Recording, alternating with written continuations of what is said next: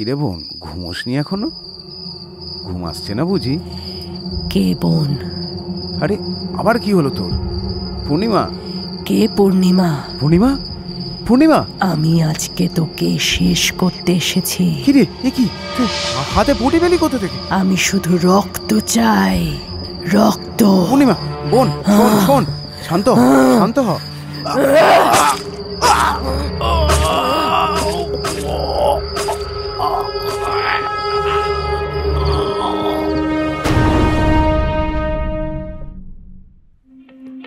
অশুনোর নিবেদনে আপনারা শুনছেন বাংলা সাহিত্যের কিছু বিখ্যাত অলৌকিক এবং অতিপ্রাকৃত গল্পের সম্ভার। আজকের গল্প বিভূতিভূষণ বন্দ্যোপাধ্যায় রচিত তিরলের বালা, প্রযোজনায় অরেঞ্জ পাবলিশার্স।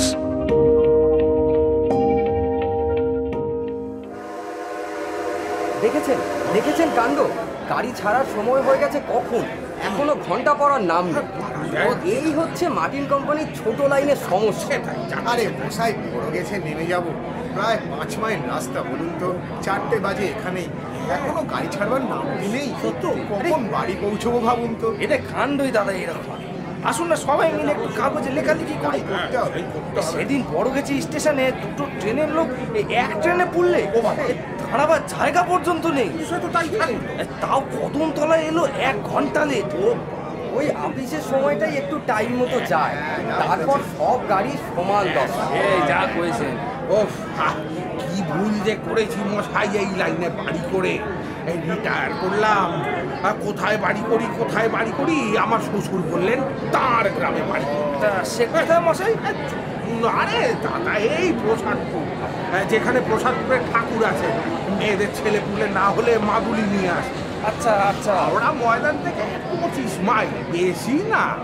ভাবলাম কলকাতার কাছে সস্তা গন্ডা হবে, পাড়াগা জায়গা, শ্বশুর বাড়ি, সবাই রয়েছেন। ঠিকই। আরে আসলে তখন কি জানি, 3-4 হাজার টাকা খরচা করে বাড়ি করলো। দেখছি যেমনি ম্যালেরিয়া সেমনি যাতায়াতের কষ্ট। কি বলেন? আরে 25 মাইল আসতে 25 খেলা খেলছে স্টুপিড গাড়ি। আরে 25 কি স্যার, 3 বছর 75 গেলা বলুন। আমারও পৈতৃক বাড়ি ওই প্রসাদপুরের কাছে, নরকপুরে। বলেন? হ্যাঁ, ডেলি প্যাসেঞ্জারই করি মশাই, বুঝলেন। কান না পায়, কান না, এক এক সময় কান না পায়। আমি যাচ্ছিলাম চাঁপাডাঙ্গা, লাইনের শেষ স্টেশন। এদের কথাবার্তা শুনে ভয় হলো। স্টেশন থেকে 4 মাইল দূরে দামোদর নদীর এপারেই আমার এক মাসিমা থাকেন।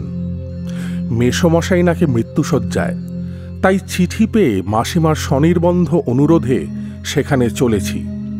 যেরকম এরা বলছে তাতে কখন সেখানে পৌঁছবো কে জানে। কামরার এক কোণের বেঞ্চিতে একটি যুবক ও তার সঙ্গে একটি 17-18 বছরের সুন্দরী মেয়ে বসেছিল। মেয়েটির পরনে সিল্কের ছাপা শাড়ি, পায়ে মাদ্রাজি চটি, মাথার চুলগুলো যেন একটু হেলাগাছা ভাবে বাঁধা। সে জানলা দিয়ে বাইরের দিকে চেয়েছিল। যুবকটি মাঝে মাঝে সকলের কথাবার্তা শুনছে, মাঝে মাঝে বাইরের দিকে চেয়ে ধূমপান করছে। গাড়ি ছেড়ে 3-4টে স্টেশন এলো। পান, পটল, আলু, মাছের পুঁটলি হাতে ডেলি প্যাসেঞ্জারের দল ক্রমে নেমে যাচ্ছে। বাকি দল এখনো সামনাসামনি বেঞ্চিতে মুখোমুখি বসে কোঁচার কাপড় মেলে তাস খেলছে। মাঝে মাঝে ওদের হুঙ্কার শোনা যাচ্ছে, ইঞ্জিনের ঝকঝক শব্দ ভেদ করে। যখন জঙ্গিপাড়া গাড়ি এসে দাঁড়িয়েছে তখন বেলা যায়। জঙ্গিপাড়া স্টেশনের সামনে বড় দিঘিটার ধারে তালগাছগুলোর গায়ে রাঙা রোদ। শেষ ডেলি প্যাসেঞ্জারটি জঙ্গিপাড়ায় নেমে যাওয়াতে গাড়ি খালি হয়ে গেল। একেবারে খালি নয়, কারণ রইলাম কেবল আমি। কোণের বেঞ্চির দিকে চেয়ে দেখি সেই যুবক ও তার সঙ্গিনী মেয়েটিও রয়েছে। এতক্ষণ ডেলি প্যাসেঞ্জারদের গল্পগুজব শুনতে শুনতে আসছিলাম বেশ। এখন তারা সবাই নেমে গিয়েছে, আমি প্রায় একাই। এখন স্বভাবতই যুবক ও মেয়েটির প্রতি মনোযোগ আকৃষ্ট হলো। মেয়েটি বিবাহিতা নয় সে তো বেশ দেখেই বুঝতে পারা যাচ্ছে, তবে ওদের সম্বন্ধ কি ভাই বোন কিংবা মামা ভাগ্নি? মেয়েটি বেশ সুন্দরী। ছোকরা মেয়েটিকে ভুলিয়ে নিয়ে পালাচ্ছে না তো? আশ্চর্য নয়, আজকালকার ছেলে ছোকরাদের কাণ্ড তো। যাকে আমার সেসব ভাবনার দরকার কি, নিজের কি হবে তার নেই ঠিক। সন্ধ্যা তো হয়ে এলো। মাসিমাদের গ্রাম স্টেশন থেকে 2-3 মাইল, পথও সুগম নয়। ট্রেন আটপুর এসে দাঁড়ালো। জঙ্গিপাড়ার পরের স্টেশন, তারপর ছাড়ল।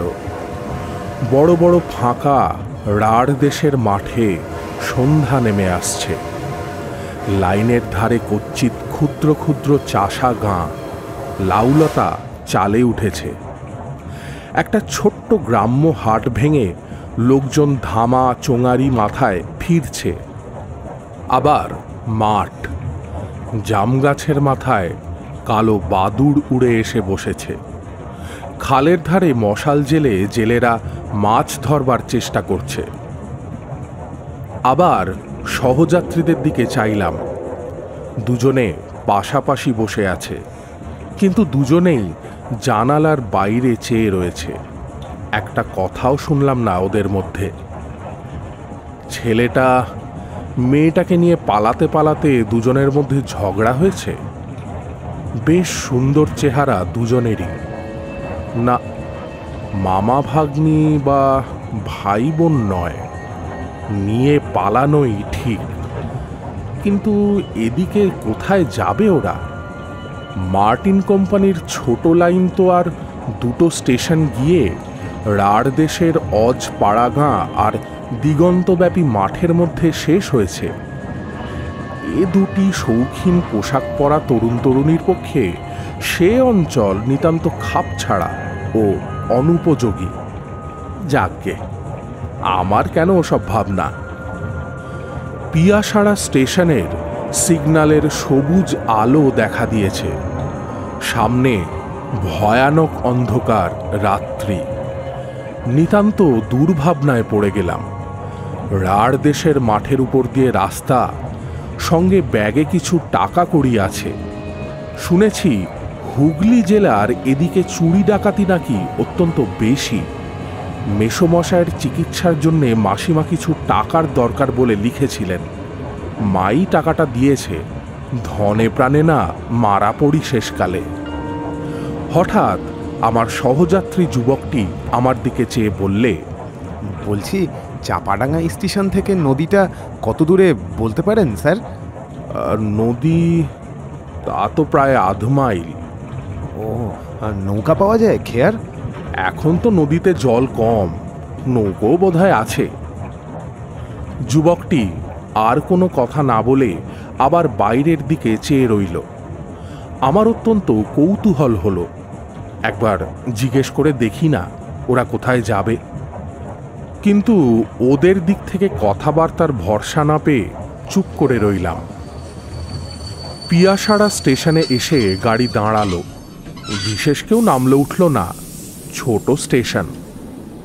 যুবকটি আমায় জিজ্ঞেস করলে, আচ্ছা স্যার, ওপারে গাড়ি পাওয়া যায়? আমি ওর দিকে চেয়ে বললাম, কি গাড়ির কথা বলছেন? এই যে কোনো গাড়ি, মোটর, বাস কি ঘোড়ার গাড়ি? লোকটা বলে কি, এই অজ পাড়া গাঁয়ে ওদের জন্য মোটরের বন্দোবস্ত করে রাখবে কে বুঝতে পারলাম না। বললাম, না মশাই, যতদূর জানি ওসব পাবেন না সেখানে। পাড়াগাঁ জায়গা, রাস্তাঘাট তো নেই। এবার ওদের গন্তব্যস্থান সম্বন্ধে আমার কৌতূহল অতি কষ্টে চেপে গেলাম। কিন্তু যুবকটি পর মুহূর্তেই আমার সে কৌতূহল মেটাবার পথ পরিষ্কার করে দিলে। জিজ্ঞেস করলে, ওখান থেকে তিরোল কত দূর হবে জানেন স্যার? অত্যন্ত আশ্চর্য হয়ে ওর মুখের দিকে চাইলুম। তিরোল যাবেন নাকি? সে তো অনেক দূরে বলেই শুনেছি। আমিও এদেশে প্রায় নতুন, ঠিক বলতে পারবো না, তবে 5-6 কোষের কম তো নয়। যুবকের মুখে উদ্বেগ ও চিন্তার রেখা ফুটে উঠল। আমার দিকে একটু এগিয়ে বসে বললে, যদি কিছু মনে না করেন স্যার, একটা কথা বলবো। তবে ইলোপমেন্টই হবে, যা আন্দাজ করেছিলাম। কিন্তু তিরোলে কেন? সেখানে তো লোকে যায় অন্য উদ্দেশ্যে।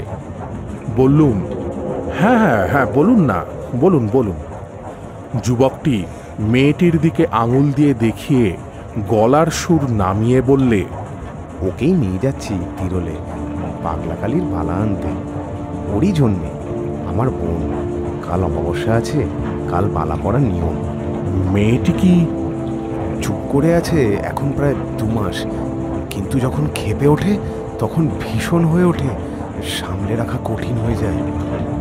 এত রাত যে হবে বুঝতে পারিনি তো। সবাই বলেছিল স্টেশন থেকে বেশি দূর নয়। তা আপনারা আসছেন কোত্থেকে?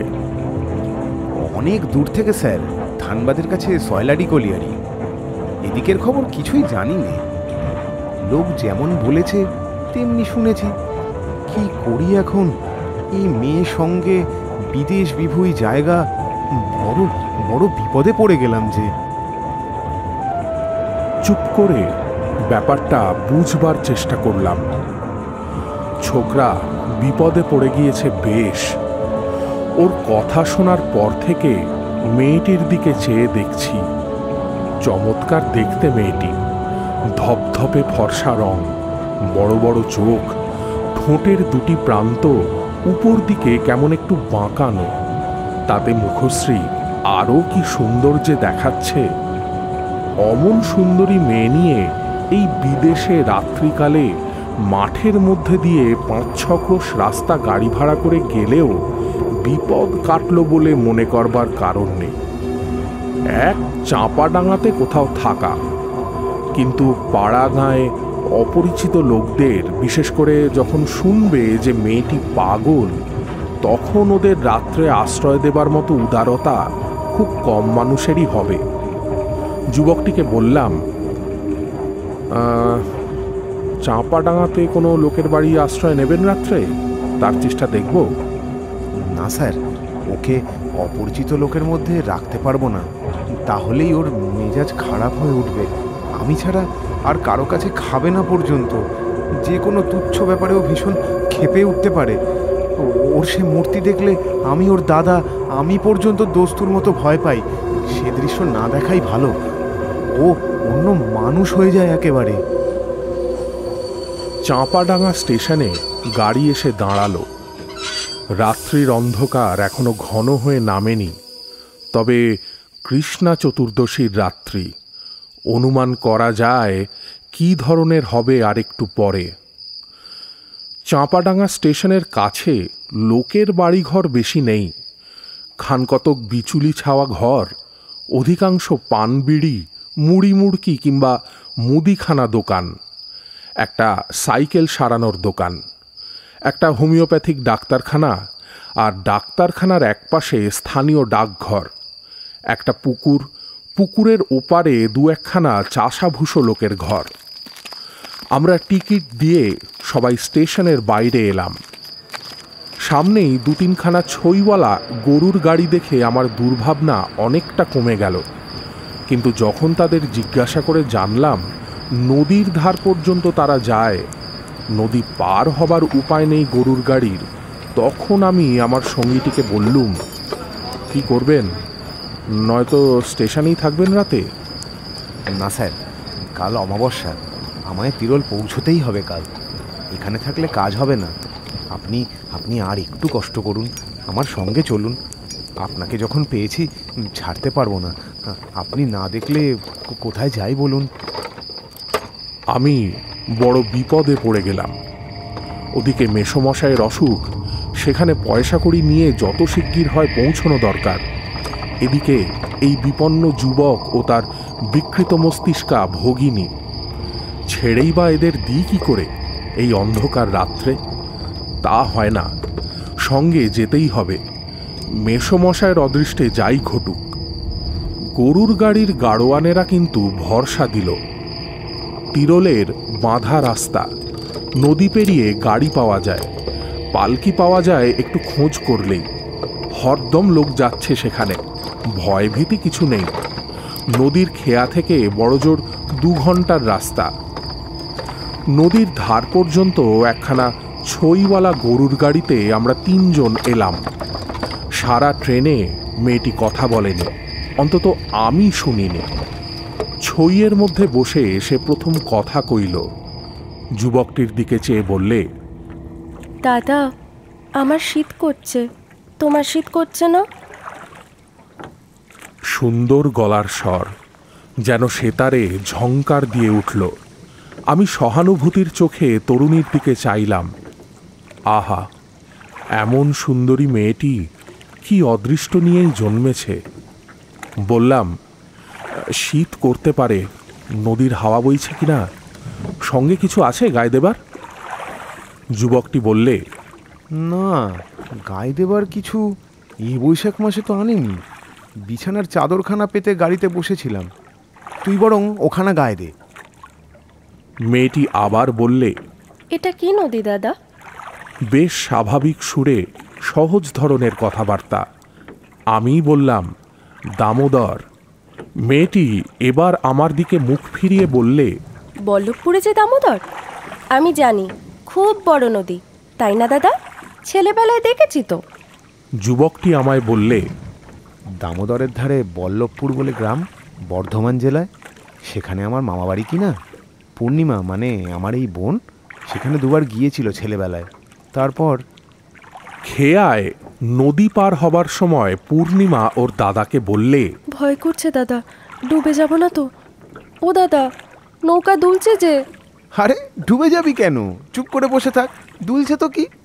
ওপারে গিয়ে আমরা দেখি গাড়ি ঘোড়া তো দূরের কথা, একটা মানুষ পর্যন্ত নেই।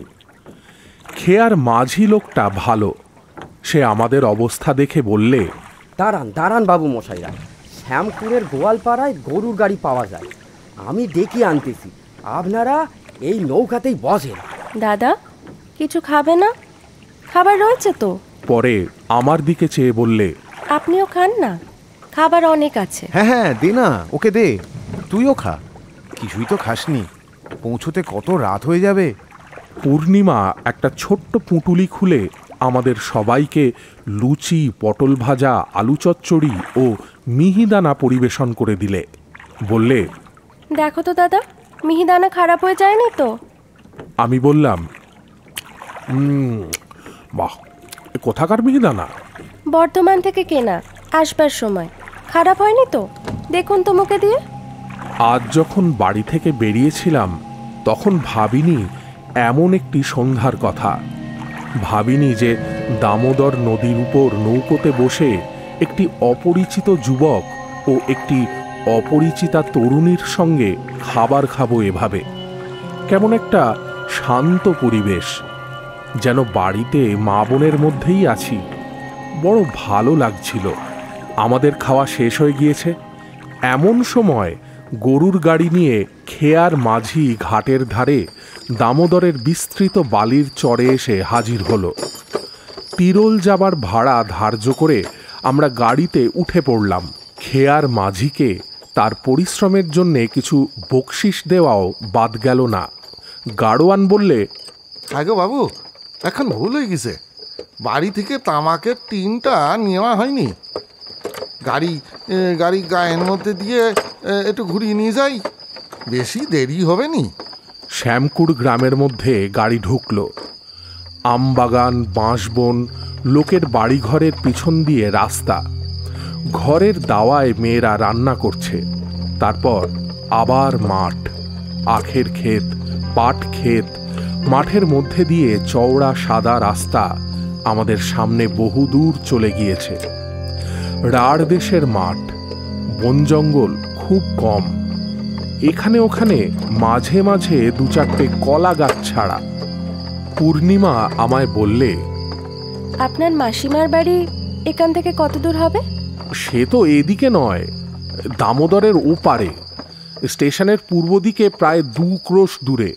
আপনাকে আমরা কষ্ট দিলাম তো? না না, কি আর কষ্ট। আপনার কাজ শেষ হয়ে গেলে কাল আপনাদের গাড়িতে তুলে দিয়ে তারপর মাসিমার বাড়ি গেলেই হবে। পূর্ণিমা মুখে আঁচল দিয়ে ছেলে মানুষই হাসির ফোয়ারা ছুটিয়ে দিলে হঠাৎ, বললে, কি আর কষ্ট না, আমাদের কাজ শেষ হলে আমাদের গাড়িতে তুলে দিয়ে। ওর হাসির অদ্ভুত ধরনের উচ্ছ্বাস ও সৌন্দর্য আমাকে বড় মুগ্ধ করলে। এমন হাসি কোনো দিন আমি হাসতে দেখিনি, কিন্তু সঙ্গে সঙ্গে মনে হলো এ অপ্রকৃতিস্থের হাসি। স্থির মস্তিষ্ক মেয়ে হলে এ ধরনের হাসত না, অন্তত এ জায়গায় ও এ অবস্থায়। হঠাৎ ওর দাদা অন্ধকারের মধ্যে আমার গা টিপলে। ব্যাপার কি? আমার ভয় হলো, মেয়েটি ভালো অবস্থায় আছে তো? আমি কোনো কথা না বলে চুপ করে রইলাম। কি জানি মেয়েটির কেমন মেজাজ, কোন কথা তার মনে কিভাবে সাড়া জাগাবে যখন জানি না, তখন একদম কথা না বলাই নিরাপদ। মনে মনে ভাবলাম, এমন সুন্দর মেয়ে কি খারাপ অদৃষ্ট নিয়েই এসেছিল পৃথিবীতে যে তার অমন সুন্দর প্রাণভরা হাসি তাতে মনে আনন্দ না এনে আনে ভয়। গাড়িতে কিছুক্ষণ কেউ কথা বললে না, সবাই চুপচাপ। মাঠ ভেঙে গরুর গাড়ি আপন মনে চলছে। বোধহয় আমার একটু চোখ লেগে গিয়ে থাকবে। হঠাৎ কেন যেন ঘুম ভেঙে গেল। গাড়ির ছইয়ের মধ্যে অন্ধকার। আমাকে ছেড়ে দে, আমি নেমে যাব। আমার মনে হলো সেই অন্ধকারের মধ্যে তরুণী এবং তার দাদার মধ্যে যেন একটা হাতাহাতি ব্যাপার চলছে। তরুণীর মুখের কষ্টকর আহ শব্দ আমার কানে যেতেই আমি পিছন ফিরে চাইলাম ওদের দিকে, কারণ আমি বসেছি ছইয়ের সামনে আর ওরা বসেছে গাড়ির পেছন দিকটায়। সেদিকে বেশি অন্ধকার, কারণ ছইয়ের ওদিকটা চাঁচের পর্দা আঁটা। আমি কোনো কথা বলবার পূর্বেই যুবকটি চাপা উদ্বেগের সুরে বললে, ধরুন ধরুন, ওকে ধরুন, ও গাড়ি থেকে নেমে পড়তে চাইছে। চাপা সুরে বলবার কারণ বোধ হয় যাতে গাড়ির গাড়োয়ানের কানে কথাটা না যায়। আমি হতভম্ব হয়ে মেয়েটির গায়ে কি করে হাত দেব ভাবছি, এমন সময় যুবকটি বেদনার্ত কণ্ঠে চিৎকার করে উঠল। পরক্ষণেই বললে, কামড়ে দিয়েছে হাত, ধরবেন না, ধরবেন না। ততক্ষণে গাড়োয়ান গাড়ি থামিয়ে ফেলেছে। আমাদের দিকে চেয়ে বললে, কি বাবু, কি হয়েছে? গাড়োয়ানের কথার উত্তর দেবার সময় বা সুযোগ তখন আমার নেই, কারণ মেয়েটি আমায় ঠেলে বাইরের দিকে আসতে চাইছে অন্ধকারের মধ্যে। ওর দাদা বললে, ওর চুল ধরুন, খবরদার গায়ে হাত দেবেন না, কামড়ে দেবে। কিন্তু আমি কোনো কিছু বাধা দেবার পূর্বেই মেয়েটি আমাকে ঠেলে গরুর গাড়ির সামনের দিকে গিয়ে পৌঁছল এবং গাড়ি থেকে লাফ দিয়ে পড়ল। হতভম্ব গাড়োয়ান গরুর কাঁধ থেকে জোয়াল নামাবার পূর্বেই আমি ও মেয়েটির দাদা দুজনেই গাড়ি থেকে লাফিয়ে পড়লাম। মাঠের মধ্যে অন্ধকার তত নিবিড় নয়, কিন্তু মেয়েটির কোনো পাত্তা কোনো দিকে দেখা গেল না। আমার বুদ্ধিশুদ্ধি লোপ পেয়েছে এবং বোধহয় মেয়েটির দাদারও। এই সময় কিন্তু আমাদের গাড়োয়ান যথেষ্ট সাহস ও উপস্থিত বুদ্ধির পরিচয় দিলে। সে ততক্ষণে ব্যাপারটা আন্দাজ করতে পেরেছে। তিরোল যারা যায় তাদের মধ্যে কেউ না কেউ যে অপ্রকৃতিস্থ থাকবেই, এ তথ্য তাদের অজানা নয়। তবে আমাদের তিনজনের মধ্যে কে সেই লোক, এটাই বোধহয় এতক্ষণে ঠাউর করতে পারেনি। গাড়োয়ান তাড়াতাড়ি বললে, বাবু, বাবু শিগগিরি চলেন, কাছেই পাতি হেলের খাল, সেদিকে না আবার উনি চলে যান। টিপ কলের আলোটা জ্বালান তো দেখি। এমন হতভম্ব হয়ে গিয়েছি আমরা যে যুবকের পকেটে টর্চ রয়েছে সে কথা দুজনের কারও মনে নেই। সবাই ছুটলাম গাড়োয়ানের পিছু পিছু। প্রায় 2 আন্দাজ পথ ছুটে যাবার পরে একটা সরু খালের ধারে পৌঁছলাম। তার দুপাড়ে নিবিড় কষার ঝাড়। তন্ন তন্ন করে ঝোপঝাড়ের আড়ালে খুঁজে চিৎকার করে ডাকাডাকি করেও কোনো সাড়া পাওয়া গেল না। পূর্ণিমা, পূর্ণিমা, পূর্ণিমা, পূর্ণিমা, কোথায় গেল? পূর্ণিমা, পূর্ণিমা, পূর্ণিমা।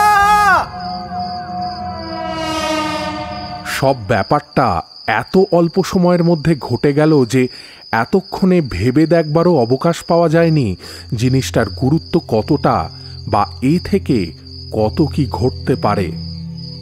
পূর্ণিমার দাদা প্রায় কাঁদো কাঁদো সুরে বললে, আর কোনো দিকে কোনো জলা আছে? হ্যাঁ গাড়োয়ান? না বাবু, কাছে পিঠে তো আর কোনো জলা নাই। তবে এক কাজ করেন, খালের ধারে একজন দাঁড়ায় থাকেন, আর আর আমরা বাকি দুজন অন্যদিকে যাই। আমি খালের ধারে রইলাম, কারণ যুবকটি একলা অন্ধকারে যতদূর বুঝলাম দাঁড়িয়ে থাকতে রাজি নয়। ওরা তো চলে গেল অন্যদিকে। আমার মুশকিল এই যে সঙ্গে একটা দেশলাই পর্যন্ত নেই। এই কৃষ্ণা চতুর্দশীর রাত্রের অন্ধকারে একা মাঠের মধ্যে কতক্ষণ দাঁড়িয়ে থাকতে হয় কি জানি। সেখানে কতক্ষণ ছিলাম জানি না, ঘণ্টাখানেক বোধহয় হবে, তার বেশি হয়তো। তারপর খালের ধার ছেড়ে মাঠের দিকে এগিয়ে গেলাম। এদের ব্যাপারটা কি বুঝতে পারছি না। এমন সময় দূরে আলো দেখা গেল। গরুর গাড়ির গাড়োয়ানের গলাটা শুনলাম। বাবু, বাবু। হ্যাঁ, এই যে এইদিকে। আমার সাড়া পেয়ে ওরা আমার কাছে এলো। গাড়োয়ানের সঙ্গে কয়েকটি গ্রাম্য লোক, ওদের হাতে একটা হ্যারিকেন লণ্ঠন। ব্যস্তভাবে বললাম, কি হলো, পাওয়া গিয়েছে? যার হাতে লণ্ঠন ছিল সে লোকটা বললে, চলেন বাবু চলেন, সব রয়েছেন তেনারা আমার বাড়িতে বসে। আমি বাবু গোয়াল ঘরে গরুদের জাপ কেটে দিতে ঢুকছি সন্ধ্যের একটু পরেই, দেখি গোয়াল ঘরের এক পাশে একটি বড় মা সুন্দরী স্ত্রী লোক। তখন আমি তো চমকে উঠেছি বাবু, এই কি? তারপর বাড়ির লোক এসে পড়ল, তারপর এনারা গিয়ে পড়লেন। তাদের আমরা বাড়িতে বসিয়ে আপনার খোঁজে বেরুলুম। অন্ধকারের মধ্যে ভদ্রলোকের ছেলের আহা, এ কি কষ্ট। চলুন গরিবের বাড়ি, দুটো ডাল ভাত রান্না করে খান। দিদি ঠাকুরুনের মাথাটা ভালো যদি হতো একটু, তো দিদি ঠাকুরুন একেবারে লক্ষ্মীর বৃত্তিম। আমাদের বাড়িতে তার পায়ের ধুলো পড়েছে। আপনারা সবাই ব্রাহ্মণ শুনলাম, কতকালের ভাগ্যি আমাদের। দুটো ভাত সেবা করে আজ রাতে শুয়ে থাকুন, কাল ভোরে আমি আমার গাড়িতে তিরোল পৌঁছে দেব আপনাদের। গ্রামের মধ্যে লোকটার বাড়ি গিয়ে পৌঁছলাম। বাড়িটার কথা এখানে একটু ভালো করে বর্ণনা করা দরকার, কারণ এর পরবর্তী ঘটনার সঙ্গে এই বাড়ির অতি ঘনিষ্ঠ সম্বন্ধ। একবার ভাবি, সে রাত্রে যদি এখানে থাকবার প্রস্তাবে রাজি না হয়ে ওদের নিয়ে সোজাসুজি তিরোল চলে যেতুম। আসলে নিয়তি যাকে যেখানে টানে, তিরোল গেলেই কি নিয়তির হাত থেকে উদ্ধার পাওয়া যেত? ভুল। যাগে, বাড়িটা ওদেশের চলন মতো মাটির দেওয়াল, বিচুলিতে ছাওয়া। বাইরে বেশ বড় একখানা বৈঠকখানা, তার 2 কামরা, মাটির দেওয়ালের ব্যবধান। সামনে খুব বড় মাটির দাওয়া, তার সামনে উঠান। উঠানের পশ্চিম ধারে ছোট একটা ঘাট বাঁধানো পুকুর। বৈঠকখানার 2 কামরার মধ্যে যেটা ছোট, সেটার পেছনের দোর খুলে কিন্তু বাইরের উঠানে আসা যায় না। সেটি অন্তঃপুরে যাতায়াতের পথ। গৃহস্বামীর নাম রসিকলাল ধারা, জাতিতে কৈবর্ত। সুতরাং তাদের রাঁধা ভাত আমাদের চলবে না। রসিকলালের একান্ত অনুরোধে আমরা রান্না করতে রাজি হলাম। জিনিসপত্র, দুধ, শাকসবজি 6 জনের উপযোগী এসে পড়ল।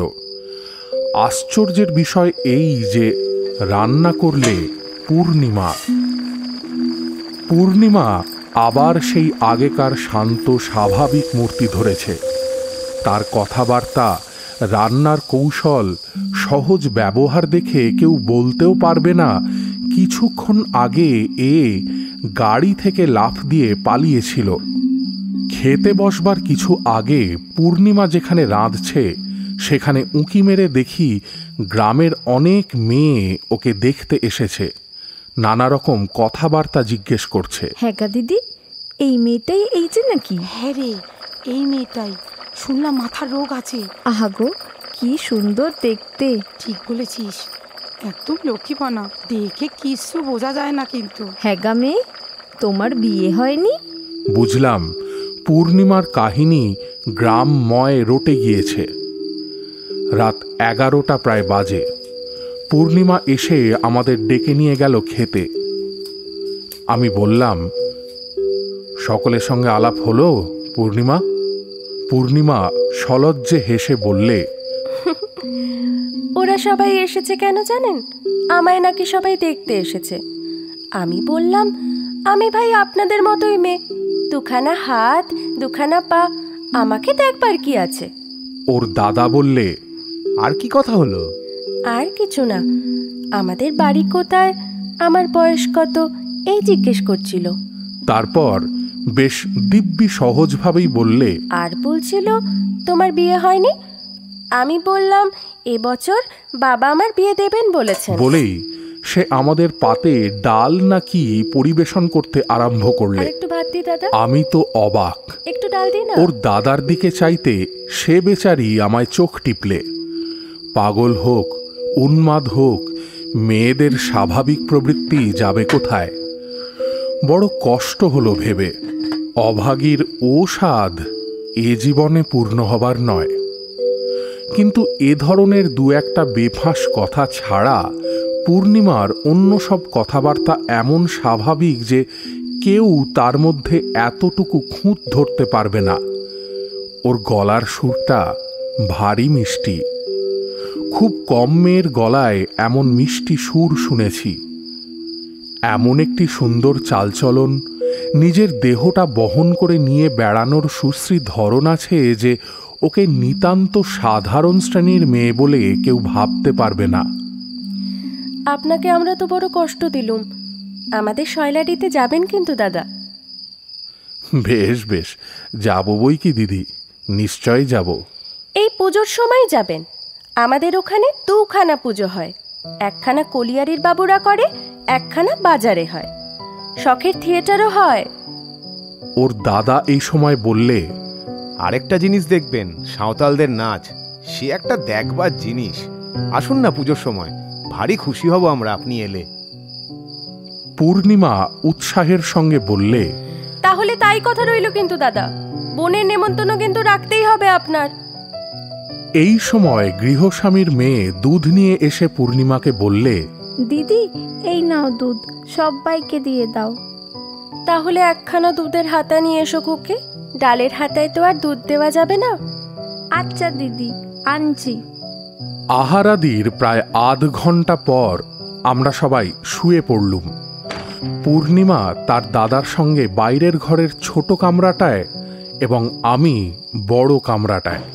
এবার আমি নিজের কথা বলি। শরীর ও মন বড় ক্লান্ত ছিল। অল্পক্ষণের মধ্যে ঘুমিয়ে পড়েছিলাম, কিন্তু কতক্ষণ পরে জানি নে এবং কেন তাও জানি নে, হঠাৎ আমার ঘুম ভেঙে গেল। আমার বুকে যেন পাথরের ভারী বোঝা চাপিয়েছে। নিঃশ্বাস প্রশ্বাস নিতে যেন কষ্ট হচ্ছে।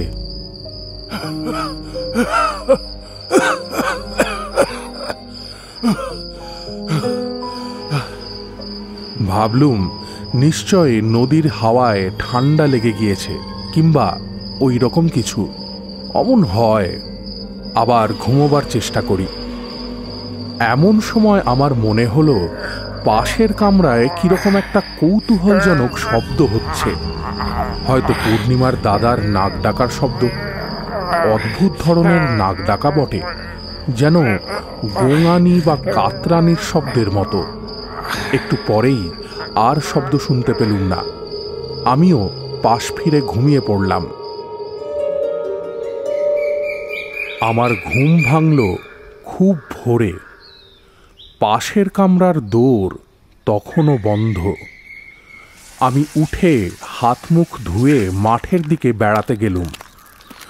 আধ ঘন্টা বেড়ানোর পরে ফিরে এসে দেখি তখনও ওরা কেউ ওঠেনি, এমনকি বাড়ির লোকও না। আরও আধ ঘন্টা পরে গৃহস্বামী রসিক ধারা উঠে বাইরের ঘরের দাওয়ায় এসে বসল। আমায় বললে, ঘুমলেন কেমন বাবু? মশা কামড়ায়নি তো? এরা এখনো ঘুমোচ্ছেন বুঝি? রসিকের সঙ্গে কিছুক্ষণ চাষবাসের গল্প করলাম, তারপরে সে উঠে কোথাও বেরিয়ে গেল।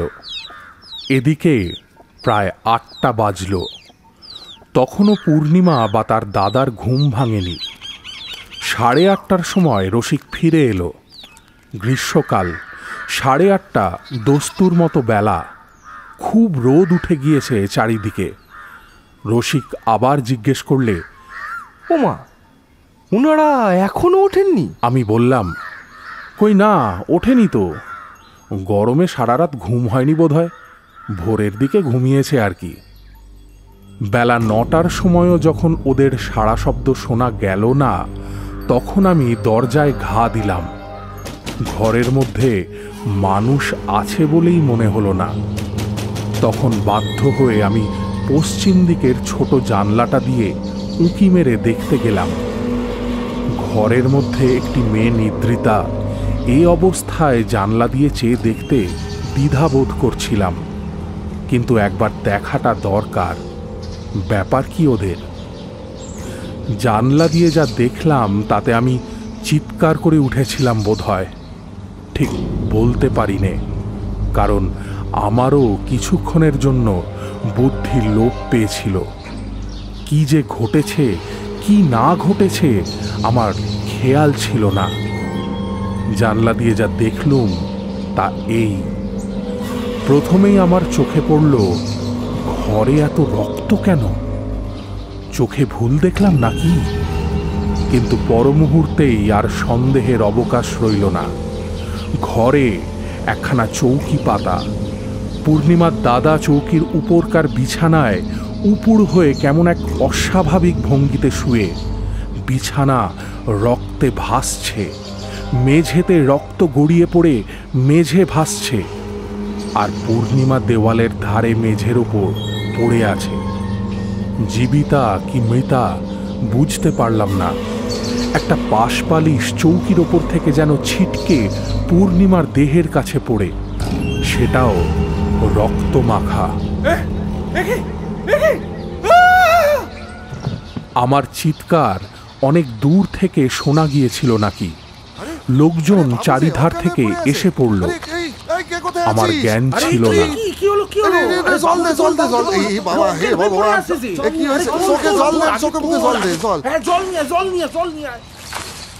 মাথায় জল টল দিয়ে আমায় সকলে চাঙ্গা করে 10-15 মিনিট পরে। এদিকে দরজা ভেঙে সকলে ঘরে ঢুকল। তারা দেখলে পূর্ণিমার দাদার গলায়, কাঁধে ও হাতে সাংঘাতিক কোপের দাগ। আগের রাত্রে কুটনো কোটার জন্যে একখানা বড় বঁটি গৃহস্থেরা দিয়েছিল, সেখানা রক্তমাখা অবস্থায় বিছানার ওপাশে পড়ে। পূর্ণিমা শাড়ি ব্লাউজে কিন্তু খুব বেশি রক্ত নেই, কেবল শাড়ির সামনের দিকটাতে যেন ছিটকে লাগা রক্ত খানিকটা। হতভাগিনী রাত্রে কোনো এক সময় এই বীভৎস কাণ্ড ঘটিয়েছে। কিরে বোন, ঘুমোসনি এখনো? ঘুম আসছে না বুঝি? কে বোন? আরে আবার কি হলো তোর? পূর্ণিমা? কে পূর্ণিমা? পূর্ণিমা? পূর্ণিমা, আমি আজকে তোকে শেষ করতে এসেছি। কিরে কি হাতে বটি পেলি কোথা থেকে? আমি শুধু রক্ত চাই, রক্ত। পূর্ণিমা বোন, শোন শোন, শান্ত শান্ত হ।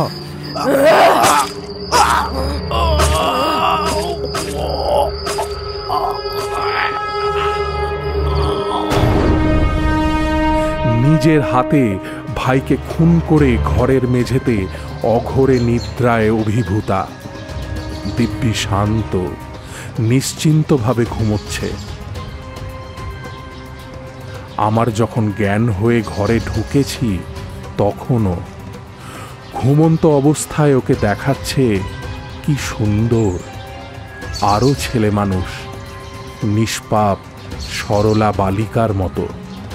নারীর প্রলয়ঙ্করী ধ্বংসমূর্তি সেই ভয়ানক প্রভাতে এক মুহূর্তে আমার চোখের সামনে যেন ফুটে উঠল। পলকে যে প্রলয় ঘটায়, এক হাতে দেয় প্রেম, অন্য হাতে আনে মৃত্যু। এক হাতে তার খড়গ, অন্য হাতে বরা ভয়। অতঃপর যা ঘটবার তাই ঘটল। পাড়ার লোক, গ্রামের লোক ভেঙে পড়ল। পুলিশ এলো। আমি মেয়েটির অবস্থা সম্বন্ধে যা জানি খুলে বললাম। তাদের জেরার প্রশ্নোত্তর দিতে দিতে আমার মনে হলো, হয়তোবা আমি পূর্ণিমার দাদাকে খুন করে থাকব।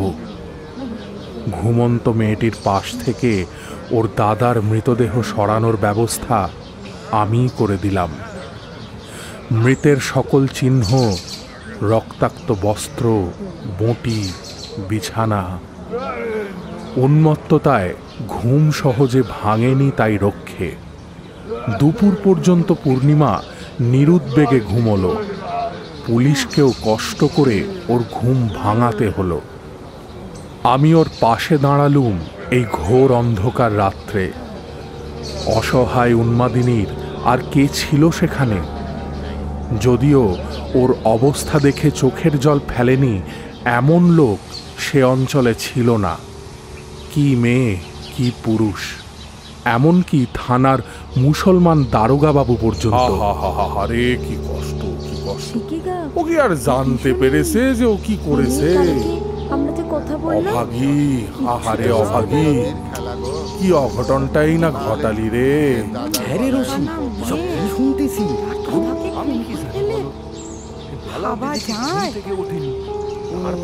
বাবু গিয়ে জানলা দিয়ে দেখলো এই কাণ্ড।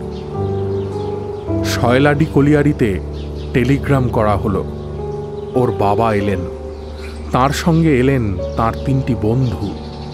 ওদের মুখে প্রথম শুনলাম পূর্ণিমা বিবাহিতা, পাগল বলে স্বামী নেয় না। সে কখনো জানে সে বিবাহিতা, কখনো আবার ভুলে যায়। পূর্ণিমার মা নেই, তাও এই প্রথম শুনলাম। ভদ্রবংশের ব্যাপার, এ নিয়ে খুব গোলমাল যাতে না হয় শুরু থেকেই তার ব্যবস্থা করা হলো। খবরের কাগজে ঘটনাটি উঠেছিল, কিন্তু একটু অন্যভাবে। কয়েকটি প্রভাবশালী লোকের সহানুভূতি লাভ করার দরুন ব্যাপারের জটিলতার হাত থেকে আমরা অপেক্ষাকৃত সহজে রেহাই পেলাম। পূর্ণিমাকে রাঁচি উন্মাদ আশ্রমে দেওয়ার ব্যবস্থা হলো। ওর বাবাও দেখলুম ওকে আর বাড়ি নিয়ে যেতে রাজি নয়। শ্রীরামপুর কোর্টের প্রাঙ্গণ থেকে ওকে মোটরে সোজা আনা হলো হাওড়া। হাওড়া থেকে রাঁচি এক্সপ্রেসে যখন ওঠানো হচ্ছে, তখন এক গাল হেসে ও আমার দিকে চেয়ে বলল, আমাদের শয়লাডিতে আসবেন কিন্তু দাদা, মনে থাকবে তো? ওর বাবাকে বললে, দাদা কোথায় বাবা? দাদাকে দেখছি না। দাদার কাছে কানের দুল দুটো খোলা রয়েছে যে, কান দুটো বড্ড ন্যাড়া ন্যাড়া দেখাচ্ছে।